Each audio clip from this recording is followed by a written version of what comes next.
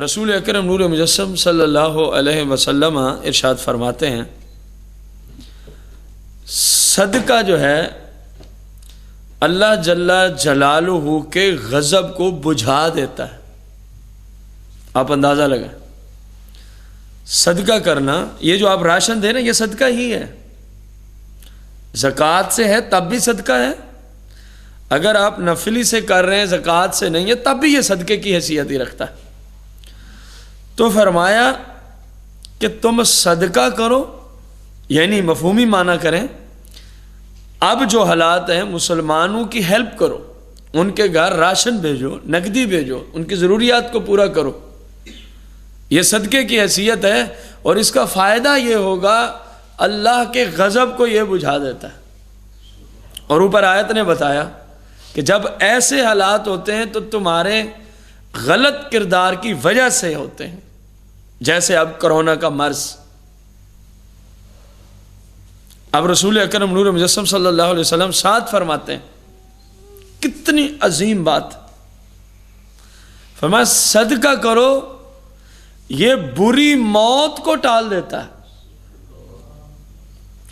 اس وقت جو کرونا والوں کی موت کا حال کیا جا رہا ہے، میت کے ساتھ جو کیا جا رہا ہے، اگرچہ جائز نہیں ہے کہ ایک مسلم کی میت جو ہے حدیث کی روشنی میں جیسے ایک زندہ بندے کا نظام ہے، حضور علیہ السلام فرماتے ہیں کہ مردہ کا بھی تعظیم، ادب و احترام اور اکرام کے حوالے سے سیم وہی صورتحال ہے۔ اس کو جلا دو، یہ کر دو، وہ کر دو، اسلام اس کی اجازت نہیں دیتا، کسی صورت بھی نہیں دیتا۔ اس کو غسل نہیں دینا، کیوں نہیں دینا؟ غسل دیا جائے گا اس کو، کوئی غسل کا ایک ہی طریقہ تھوڑی ہے کہ اوپر 4-5 بندے آپ نے بٹھانے ہیں جو اس کے جسم کو ہاتھ لگائیں گے تو پھر ہی غسل ہوگا، یہ تو لا علمی والی بات ہے۔ اس کو آپ اپنے سے 6 فٹ تو آپ خود کہہ رہے ہیں کہ ایک دوسرے سے فاصلہ رکھیں، 6 فٹ دور آپ اس میت کو رکھ لیں، میں کہتا ہوں 10 فٹ دور رکھ لیں، پائپ کے ذریعے کوئی ایسے پریشر والے کتنے ایسا سسٹم بنایا جا سکتا کہ 10 فٹ کیا 15 فٹ دور تک بھی پانی پہنچایا جا سکتا ہے۔ جب آگ وغیرہ لگ جاتی ہے کتنے دور کھڑے ہو کے بجھا رہے ہوتے، پانی پہنچ رہا ہے کہ نہیں پہنچ رہا؟ تو اب کیوں نہیں پانی پہنچایا جا سکتا؟ اس کو ہاتھ لگانا کوئی ضروری نہیں ہے، اس کے جسم سے کسی طرح پانی بہہ جائے غسل ہو جائے گا۔ یعنی تصور دیا گیا، کرونا کی موت والوں کو سامنے میڈیا پہ دکھا کے لوگوں کے اندر خوف و ہراس پھیلایا گیا۔ اب لوگوں کا ذہن یہ ہے کہ کتنی بری موت ہے۔ میں اصل مقصود کی طرف آؤں تو حالات پیش کر کے ہر وقت میڈیا پہ بیٹھ کے لوگوں کو کرونا سے ڈرا کے اس حال تک پہنچا دیا ہے کہ شاید کرونا سے اتنے بندے نہ مریں، جتنے خوف و ہراس سے پریشان ہو کے ویسے ہی مر جائیں گے، حالانکہ اسلام میں بالکل حرام ہے۔ آپ صلی اللہ علیہ وسلم کی تعلیمات ہیں کہ کسی شدید ترین بیماری کے مبتلا شخص کے پاس آپ گئے عیادت کے لیے، فرض کیا کینسر کے مرض میں مبتلا ہے، کینسر سے واپسی بہت کم ہی مریض آتے ہیں، اکثر اپنی زندگی کو کینسر میں گزار کے چلے جاتے ہیں عالم برزخ۔ تو آرڈر کیا ہے؟ فرمایا جب پہنچو نا اس کو کوئی بات ہی نہیں ہے، یہ تعلیمات ہیں آقا علیہ السلام کی، کوئی مسئلہ ہی نہیں ہے، کوئی بات ہی نہیں ہے، اللہ تعالیٰ فضل فرمائے گا، اللہ تعالیٰ کرم فرمائے گا۔ یعنی ہر حال میں حکم دیا کہ رب سے تعلق جوڑ کے رکھو، رب کی رحمت پہ بھروسہ رکھو، اپنے رب پہ اعتماد کرو، اپنے رب کی ذات پہ توکل کرو۔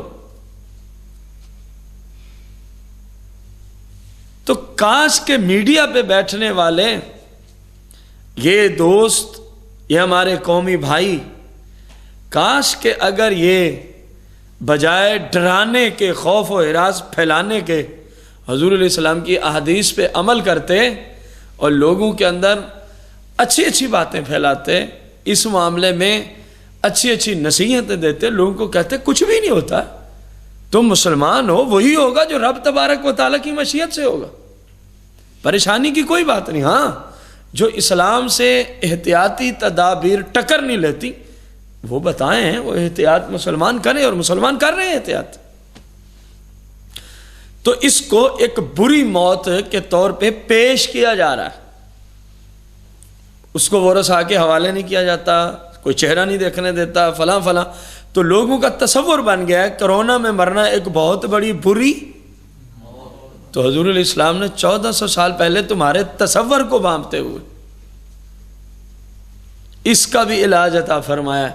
فرمایا چاہتے ہو نا بری موت نہ آئے، میں صرف حالات حاضرہ کے اعتبار سے جملے بول رہا ہوں، ویسے ہر طرح کی جو بری موت ہے، رسول اکرم نور مجسم صلی اللہ علیہ وآلہ وسلم فرماتے ہیں بے شک اللہ جل جلالہ صدقہ کی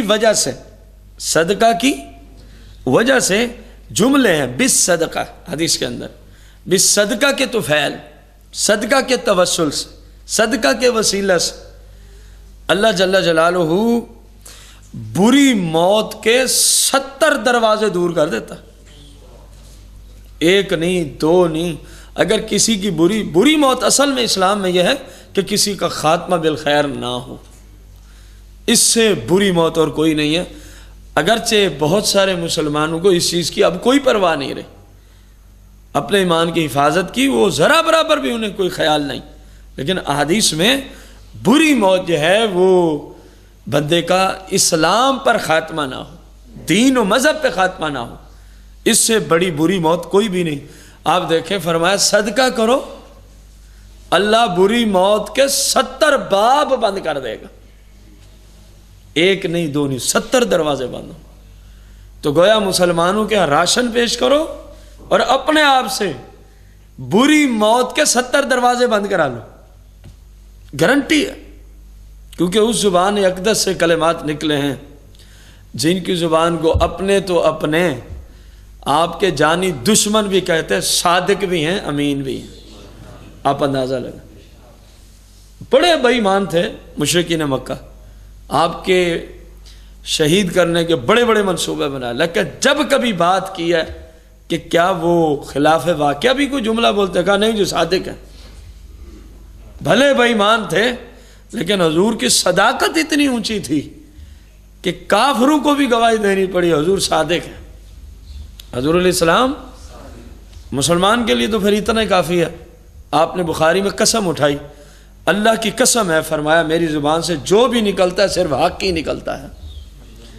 اور پھر قرآن نے تو ان ساری باتوں کی تصدیق کر دی، کیا فرمایا وَمَا يَنْتِقُ عَنِ الْهَوَىٰ إِنْ هُوَ إِلَّا وَحْيٌ يُوحَىٰ، میرا حبیب اپنی مرضی سے نہیں بولتا، کلام رب کا ہوتا ہے، زبان مصطفیٰ کی چلتی ہے۔